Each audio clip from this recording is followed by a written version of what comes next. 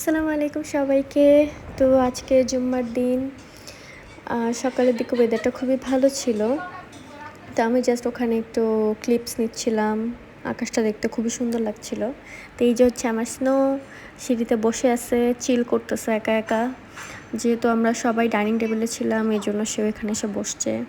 তারপর আমি নাস্তা করতে করতে একটু স্প্লিটস ভিলা দেখতেছিলাম। রিসেন্টলি যেহেতু স্প্লিটস ভিলা আসছে 15, তো ওটাই দেখছিলাম আর কি। যেহেতু লাস্ট উইক আমার এক্সামের কারণে আমি টাইম পাই নাই, আর রিসেন্টলি কোনো কিছু আপলোডও দিতে পারতেছে না, এক্সামের প্রেশারে আছি। ইনশাল্লাহ নেক্সট উইক থেকে আমি একটু রেগুলার হব। তো এই তো তারপর আমরা বের হয়ে গেলাম। আজকে মসজিদে জুম্মার নামাজ পড়তে যাব ফর দ্য ফার্স্ট টাইম। আমার আম্মুর খুব ইচ্ছা ছিল মসজিদে নামাজ পড়ার, তো এই জন্য ভাবলাম ঠিক আছে যাওয়া যাক, আজকেই যাই, যেহেতু আজকে আম্মু চলে যাবে। তো এই তো তারপর আমরা রেডি হয়ে সবাই জাস্ট বের হয়ে গেলাম, গোসল টোসল করে রেডি হয়ে। তারপর এই যে আমি একটু দেখে নিচ্ছি নিজেকে ঠিকঠাক আছে কিনা, সব কিছু প্রপারলি ঠিক করতেছি আর কি। ফুল হোয়াইটে ছিলাম আজকে আমি।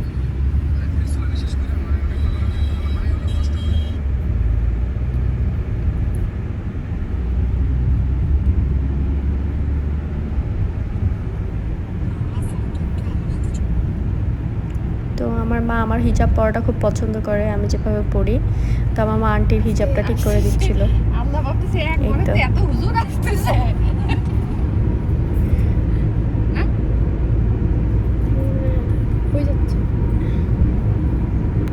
কোথায় যাচ্ছে?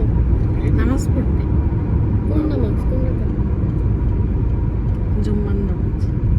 তুমি কি প্রথমবার যাচ্ছ আজকে? জি।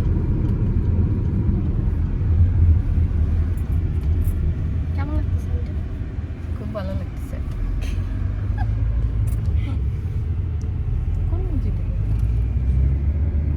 দেন আমরা এই যে পৌঁছে গেছি, লিফট দিয়ে যাচ্ছি দোতলায়, যেহেতু মেয়েদের বসার জায়গা হচ্ছে ফার্স্ট ফ্লোরে।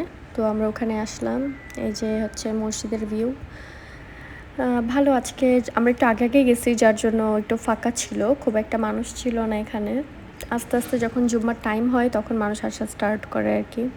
কারণ এখানে যারা এখন বসে আছে তারা মেনলি জুম্মার আগে যে জোহরের নামাজটা থাকে ওটা নিজেরা পড়ে নিচ্ছিল। তো এই তো নামাজ শেষ করে বের হয়ে গেলাম। তারপর একটু দেখতেছিলাম এই যে বাইরে খুবই রোদ দেখাই যাচ্ছে ওয়েদারে। এটা ছিল মসজিদ, আমাদের বাসা থেকে একটু দূরে, হেঁটে যাওয়া পসিবল নয় গরমে। তারপরে আম্মু আজকে পোলাও রান্না করতেছিল, ভালো ভালো খাবার শুক্রবার দিন হিসেবে পোলাও, তারপর সবজি, চাইনিজ ভেজিটেবল যেটাকে বলে, এটা রান্না আমি করছি মেইনলি। আম্মু সব বলে দিছে কারণ আমি এটা রান্না করতে পারি না। তো আম্মুকে বলছিলাম আজকে আমাকে শিখাই দেওয়ার জন্য, এই জন্য আম্মু আজকে আমাকে শিখাইছে আর আমি রান্না করছি পুরোটা। তারপর এই যে সব কিছু বাটিতে ঢেলে ঢেলে নিচ্ছে একটার মধ্যে, কারণ বড় পাতিলে ফ্রিজে রাখাটা খুবই কষ্টকর। এটা হচ্ছে গরুর মাংস,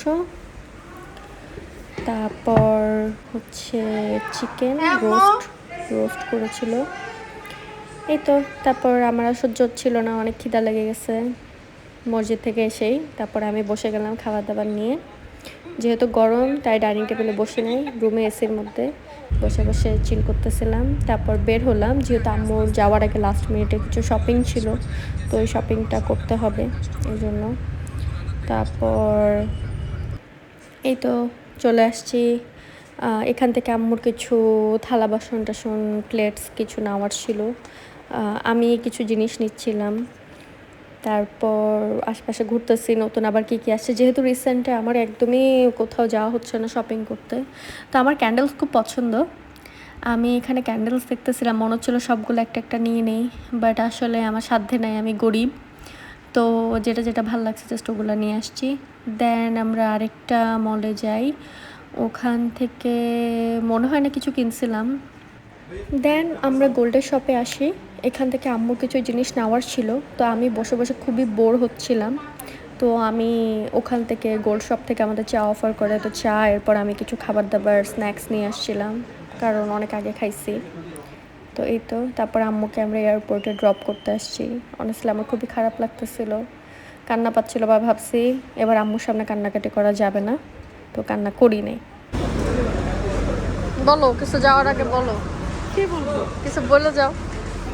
ভালোভাবে থাইকো, ঠিক মতন পড়ালেখা করো, পরীক্ষাটা সুন্দর করে দাও, তারপরে বাংলাদেশে আসো। ঠিক আছে।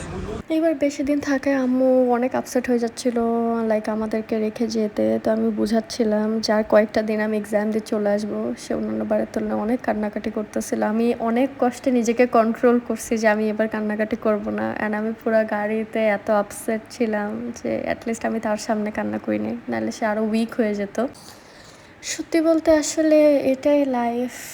লাইক চাইলেও অনেক সময় অনেক কিছু করা যায় না, খারাপ লাগলেও আসলে বলা যায় না।